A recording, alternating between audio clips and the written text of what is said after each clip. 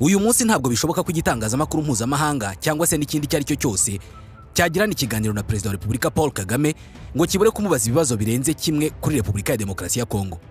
Uko niko mu kiganiro na televiziyo France 24 cyasohotse kuri uyu wa kane ku itariki ya 20 y'ukwezi kwa gatandatu, ikiganiro kimenyerewe cyane kuri iyi televiziyo, ikiganiro bagirana n'abayobozi batandukanye bita tete a tete.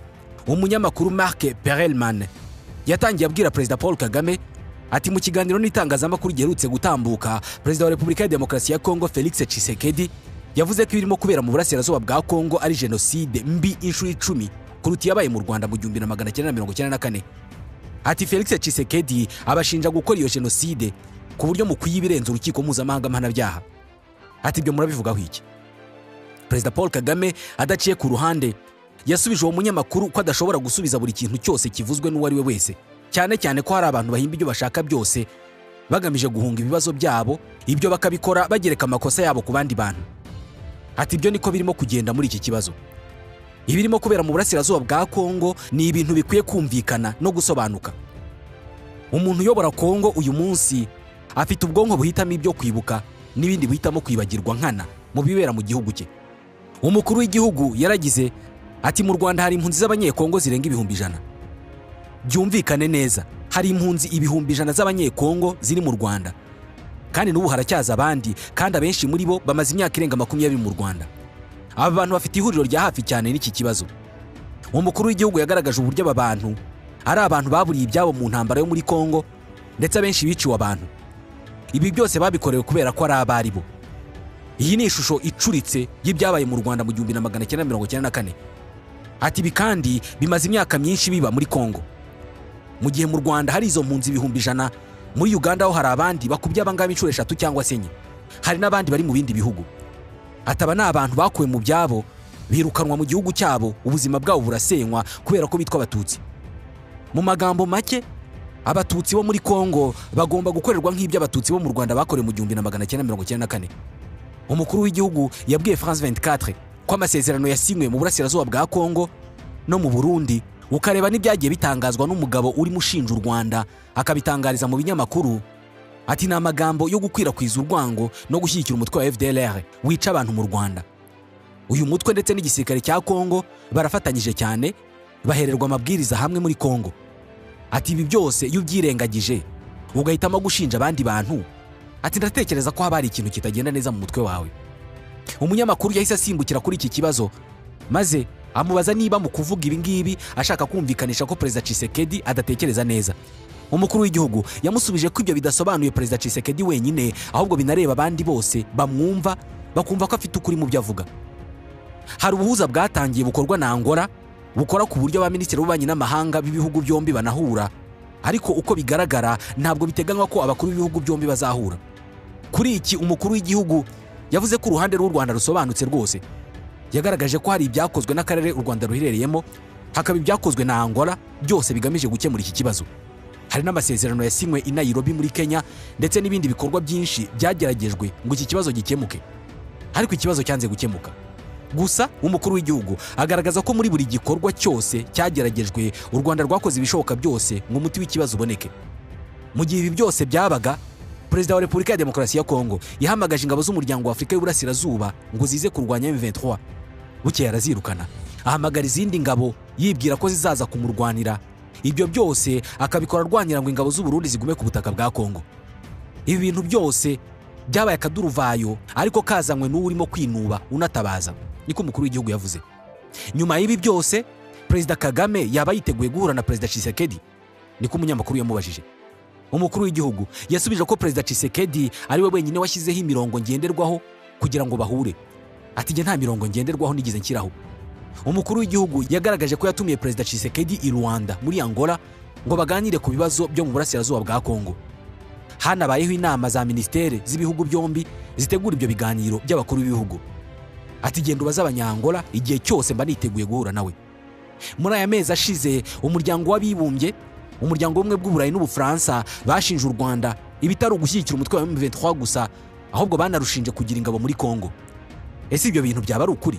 Niko umunyamakuru yamubajije. Umukuru w'igihugu ati kubera icyo u Rwanda rwajya muri Kongo, kubera icyo u Rwanda rwashyigikira umutwe wa M23. icyo ni ikibazo abantu bakwiye kubanza gusubiza kugira ngo bumve neza ibibazo bya Kongo babone kubikemura. Abantu bakwiye gusobanukirwa M23 icyo ari cyo. Ubundi yavuye u Rwanda ntabwo ari rwo rwaremye uyu mutwe. Ati ikibazo cyanjye kirabaza impamvu twashyigikira umutwe wa M23, umutwe usanzwe ubaho. Niye mpamvu yatumye uwo mutwe uvuka. Ntabwo abantu bakwiye kwemera buri kintu ngo nuko kivuzwe n'umuryango mpuzamahanga. Ni gute usobanura ko mu Rwanda dufite impunzi 100,000 z'abanyekongo bahunze uburasirazuba bwa Kongo kuko bicwa ngo nuko ari abatutsi? Hanyuma abo bantu bose urashaka kubagira abaturage b'u Rwanda mu gihe ari abanyekongo? Hano umunyamakuru yongeye gusubiramo ikibazo ati se mushobora kumbwira niba hari abasirikare b'u Rwanda bari muri Kongo? Umukuru w'igihugu nawe ati jewe se ushobora kunsubiza ikibazo nakubajije? Ati ntabwo nasubiza ibibazo byawe igihe udashobora gusubiza nanjye ibyo nkubaza. Ati ibi nibyo nkunda kubwira abo mu burengerazuba bw'isi. Bamwe muri bo bazamura iki kibazo ariko bakagikura mu murongo wacyo. Ntabwo ushobora gufata ikibazo gikomeye gutya ngo ugihinduremo ibirego ku Rwanda. Hano umunyamakuru Marc Perelman yahise avuga ati ngiye kugerageza kongera kubaza iki kibazo mu buryo butandukanye. Ese muratekereza ko ibibazo byo mu burasirazuba bwa Kongo bibangamiye umutekano w'u Rwanda ku buryo rwiteguye gukora ibishoboka byose ngo rwirwaneho, harimo no kohereza ingabo muri Kongo? Umukuru w'igihugu yahise asubiza ati ibyo twabivuze ku mugaragaro ndetse nta banga ririmo. Ibibazo byo mu burasirazuba bwa Kongo biteye impungenge ku mutekano w'u Rwanda mu gihe cyose Kongo ikirengagiza ibibazo by'abaturage bayo ndetse ikabatoteza ikanabica. Hari imvugo z'urwango muri kariya karere n'andi mabi menshi, kandi ibyo byose ntabwo ari ibintu bipfa kuba gutyo gusa. Hari uko kwica abantu babita abatutsi bityo ngo bagomba gukorerwa nk'ibyo abatutsi bakorewe mu 1994. Hari kandi nuko gushyigikira umutwe wa FDLR ugizwe n'abakoze jenoside yakorewe abatutsi mu 1994. Hanyuma umuryango mpuzamahanga ni iki ubaza mu by'ukuri? Umunyamakuru yahise asubiza ati umuryango mpuzamahanga ariko wasabye leta ya Kongo kwitandukanya na FDLR. Umukuru w'igihugu ahita asubiza ati nukubinginga se ngo bareke kwifatanya na FDLR? Ati nukubabwira ngo nimubona ntacyo bibatwaye mwitandukanye na FDLR. Ikibazo cyawe kiragira kiti ibibera muri Kongo ni ikibazo ku mutekano w'u Rwanda. Ibyo nta gushidikanya kurimo rwose, ni ikibazo ku mutekano wacu. Ese twiteguye kugira icyo tubikoraho mu buryo bukwiye? Nta gushidikanya gukwiye kuba aho ngaho. Aho umunyamakuru yahise amubaza niba intambara hagati y'u Rwanda na Kongo ishoboka. Kuri iki kibazo umukuru w'igihugu ati wigeze gukomoza ku byo Perezida Tshisekedi yavuze ko intambara ikwiye kuzanwa ku butaka bw'u Rwanda bagakuraho ubutegetsi n'ibindi. Iyo umuntu avuze amagambo nk'ayo mu gihe cy'ibibazo nk'ibi, ku ruhande rumwe ushobora gutekereza ko uwo muntu abeshya kubera ko nta kindi kintu afite cyo kuvuga. Ariko nanone urebye ibihe turimo ukareba n'amateka yacu, nta kintu na kimwe dufata nk'icyoroshye. Haba ku mpamvu z'ibibazo byo mu burasirazuba bwa Kongo cyangwa se ibindi byose byaza bikitura ku butaka bwacu bigashyira umutekano wacu mu bibazo, twiteguye kurwana rwose. Uyu munsi turaho turi kubera ko twarwaniye uburenganzira bwacu n'ubuzima bwacu. Nta gahunda dufite yo gusubira inyuma cyangwa gucika intege ngo kubera ko hari uwagerageje kudutera ubwoba. Rwose nta banga ririmo, twiteguye kurwana. Umunyamakuru kandi yahise amubaza niba afite ubwoba ko umuryango mpuzamahanga ushobora gufatira u Rwanda ibihano kubera ko rushinjwa kohereza ingabo muri Kongo. Umukuru w'igihugu yahise amusubiza ati ngiye kukubwira ikintu kimwe.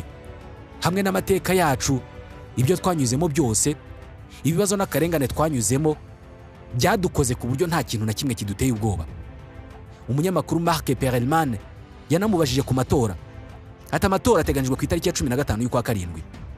Hari benshi mu babikurikiranira hafi bagaragaza ko muzahangana n'abantu babiri nabo batari abantu bakomeye bo guhangana nabo. Abo niho bahera bavuga ko bizaborohera cyane gutsinda amatora kubera ko nta bantu bafatika muhanganye nabo.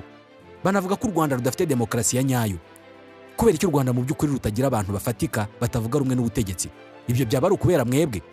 Umukuru w'igihugu yaramubwiye ati mu Rwanda hari umubare runaka w'abatavuga rumwe n'ubutegetsi. Icyo ntazi ni ukuba hari umubare runaka utagomba kugibwa munsi w'abatavuga rumwe n'ubutegetsi. Ntekereza ko ushaka kuvuga ibibera mu Rwanda ugomba kubanza kumva inzira ibintu binyuramo, kandi inzira ibintu binyuramo mu Rwanda ntabwo itandukanye n'inzira andi matora y'ahandi hose ku isi anyuramo.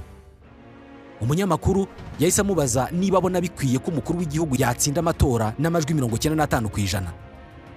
Umukuru w'igihugu ati imibereho n'ibihe ibihugu bibamo biratandukanye. Jewe ntacyo bintwaye kuba umuntu yatorwa afite amajwi 15%. Ibyo biterwa n'igihugu.